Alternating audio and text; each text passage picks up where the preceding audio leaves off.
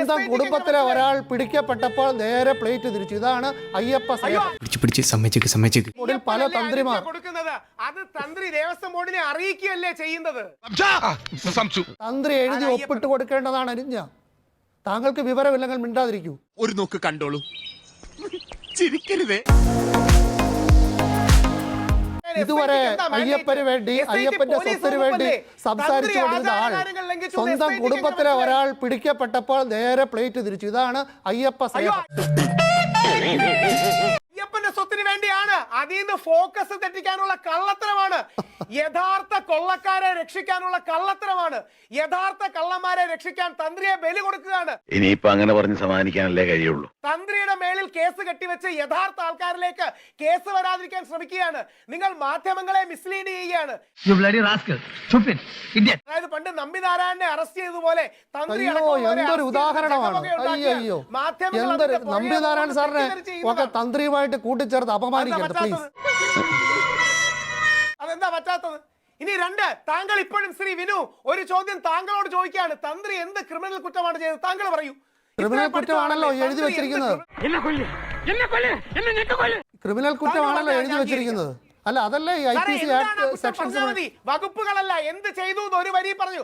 എന്ത് ചെയ്തു ഒരു വരിയിലല്ല, ഒരുപാട് വരിയിൽ പറയാം. ദൈവമേ, മൂർഖനെയാണല്ലോ ചവിട്ടിയത്. ഒരുപാട് വരിയിൽ പറയാം. അല്ലല്ലോ, എന്ത് ചെയ്തു ഒരുപാട് വരിയിൽ പറയാം. ആക്ട് വേണ്ട, ഒരു വരി പറഞ്ഞാൽ മതി. അല്ല, ഒരു വരിയിലല്ല, ഒരുപാട് വരിയിൽ പറയണം. നീ മിണ്ടരുത്. ഒരു വരിയിൽ പറയണം. ഒരുപാട്. ഇയാൾക്ക് ചെയ്യേണ്ട പണിയൊന്നും അയാൾ ചെയ്തിട്ടില്ലെന്നാണ് പറയുന്നത്. ശരി, എന്നാ ഇത് ഇങ്ങനെ മിണ്ടാൻ പറ്റാതെ നിൽക്കുന്നതിന് ഞങ്ങളുടെ നാട്ടിൽ എന്താ പറയാന്നറിയോ? അണ്ണാക്കിലെ പിരിവെട്ടി.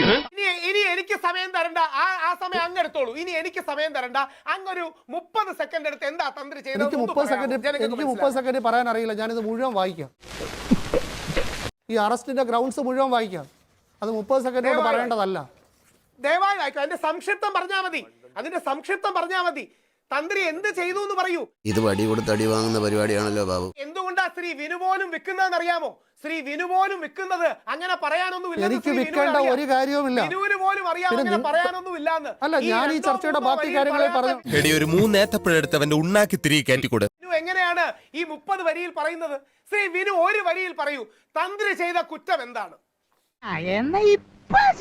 തന്ത്രി ചെയ്ത കുറ്റം, അവിടെ അയ്യപ്പന്റെ സ്വർണം പതിച്ച പാളികൾ അവിടെ ഉണ്ടായിരുന്നുവെന്ന് അറിയാവുന്ന ആൾ അത് ഇളക്കിക്കൊണ്ട് പോകുമ്പോൾ അതിൽ പാലിക്കേണ്ട കാര്യങ്ങളൊന്നും പാലിക്കാതെ അതിന് കൂട്ടുനിന്നു.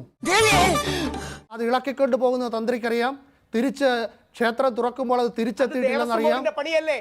അല്ല, തന്ത്രി കൂടി അറിയേണ്ടതാണ്. അല്ല, തന്ത്രി അറിയേണ്ടതാണ്. തന്ത്രി അറിയേണ്ടതാണ്. അതാണ് അഡ്മിനിസ്ട്രേറ്റീവ് പണി. അല്ല സാർ, അത് ദേവസ്വം ബോർഡിന്റെ പണിയാണ്. അല്ല, അത് തന്ത്രി കോടതിയിൽ വാദിച്ചോട്ടെ. അത് തന്ത്രി കോടതിയിൽ വായിച്ചോട്ടെ. ആ സ്വർണം തിരിച്ചു വരുമ്പോൾ അതിൽ ശുദ്ധി വേണം, പൂജ വേണം എന്നുള്ളതാണ് തന്ത്രിയുടെ പണി. താങ്കൾ പറഞ്ഞു തന്നെയാണ് സത്യം. 100% യോജിക്കുന്നു. അല്ല, അതിൽ ക്രൈം ഉണ്ടെന്നേ. അതിൽ ക്രൈം ഉണ്ട്. തന്ത്രിയുടെ ഉത്തരവാദിത്തമല്ല. It is an administrative job. Travancore Devaswom manual volume 2. ഇതൊന്നും മിണ്ടാതിരിക്കും. നീ വാ പൊളിക്കരുത് പ്ലീസ്.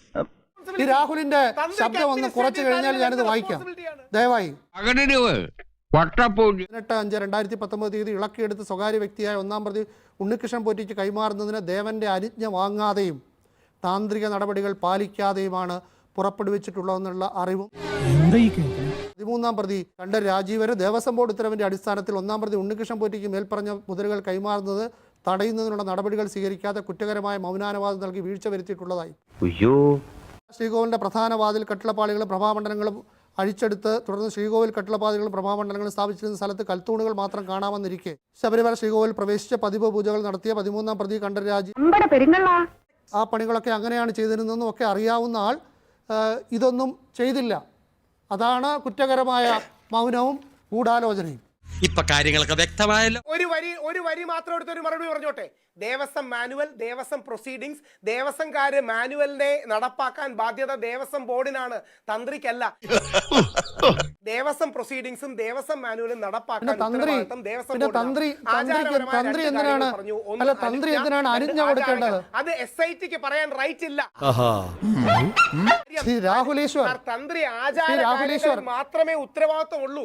ഇത് അഡ്മിനിസ്ട്രേറ്റീവ് കാര്യങ്ങളാണ്, ദയവായി മനസ്സിലാക്കൂ. ആയിരക്കണക്കിന് ഇത് ഈ അനുജ്ഞ എന്തിനാണ്? Very simple.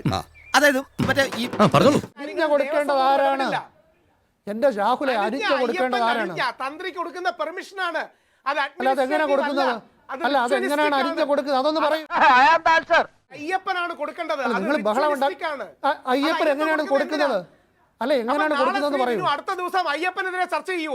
അയ്യപ്പൻ എന്തുകൊണ്ട് അനുജ്ഞ കൊടുത്തു എന്ന് ചർച്ച ചെയ്യൂ. ഇനി അപ്പം നിങ്ങൾ ബോധത്തോടെ ഒരു കാര്യത്തിൽ വലിയൊരു തെറ്റിദ്ധാരണ മാറ്റാൻ തീർച്ചയായിട്ടും ഉപകാരപ്പെടും.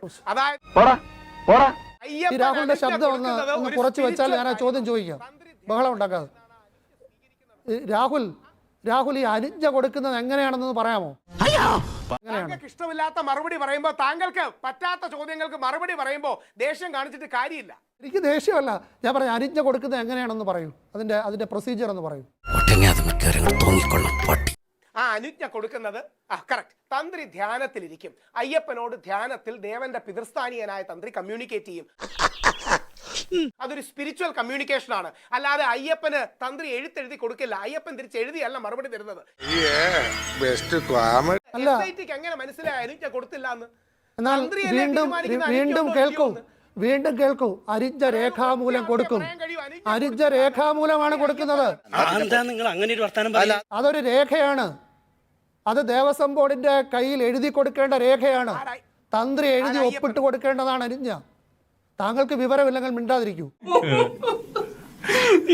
ഈ രേഖകൾ മുഴുവൻ അവിടെ ഉണ്ട്. ദേവസ്വം ബോർഡിൽ പല തന്ത്രിമാർ കൊടുക്കുന്നത്. അത് തന്ത്രി ദേവസ്വം ബോർഡിനെ അറിയിക്കുകയല്ലേ ചെയ്യുന്നത്. എന്നിട്ട് ഞാൻ ആരാണെന്ന് എനിക്കറിയാമോ? താൻ എന്നോട് ചോദിക്ക്.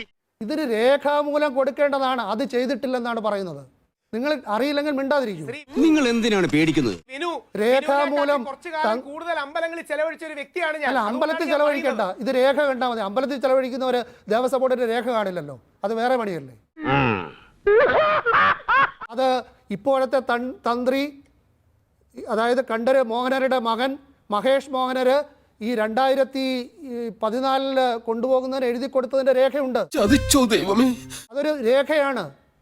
അത് അവരുടെ ലെറ്റർ ഹെഡിൽ ഈ അനുജ്ഞ എഴുതി കൊടുക്കണം. അതുകൂടി വാങ്ങി വെച്ചിട്ടാണ് അടുത്ത പ്രൊസീജിയറിലേക്ക് പോകുന്നത്.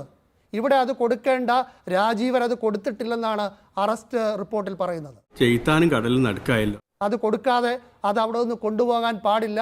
അത് കൊടുക്കാതെ കൊണ്ടുപോയെങ്കിൽ തടയേണ്ട ഉത്തരവാദിത്വം, അക്കാര്യം ദേവസ്വം ബോർഡിനെ അറിയിക്കേണ്ട ഉത്തരവാദിത്വം തന്ത്രിക്കുണ്ട്. അത് രേഖാമൂലം അറിയിക്കണം. കാര്യങ്ങളൊക്കെ കൈവിട്ട് പോയല്ലോ തിരുവട്ടമാ. ഞാൻ അനുജ്ഞ കൊടുക്കാതെ, ദേവന്റെ അനുജ്ഞ വാങ്ങാതെയാണ് ഇത് കൊണ്ടുപോയിരിക്കുന്നത്. അത് ആചാരങ്ങളുടെ ലംഘനമാണ്, പ്രൊസീജിയറിന്റെ ലംഘനമാണ്. അത് രേഖാമൂലം അറിയിക്കണം. അപ്പോൾ ഇത് ഇളക്കുമ്പോൾ കൊടുക്കേണ്ട അനുജ്ഞ കൊടുത്തിട്ടില്ല. അനുജ്ഞ ഇല്ലാതെയാണ് ഇത് ഇളക്കിക്കൊണ്ട് പോകുന്നതെന്ന് അറിയാവുന്ന തന്ത്രി അക്കാര്യം രേഖാമൂലം എഴുതി കൊടുക്കുകയോ തടയുകയോ ചെയ്തില്ല. ഇതാണ് കുറ്റം. ഇതാണ് ഗൂഢാലോചന. ഇതാണ് പോറ്റിക്ക് ഒത്താശ ചെയ്യൽ. ഇതാണ് അയ്യപ്പന്റെ സ്വർണം കളിക്കുന്നതിന് കൂട്ടുനിൽക്കുന്നത്. നിലനിൽക്കുമെന്ന് അത് കോടതിയിൽ ഇപ്പൊ കാര്യങ്ങളൊക്കെ വ്യക്തമായല്ലോ. പോ.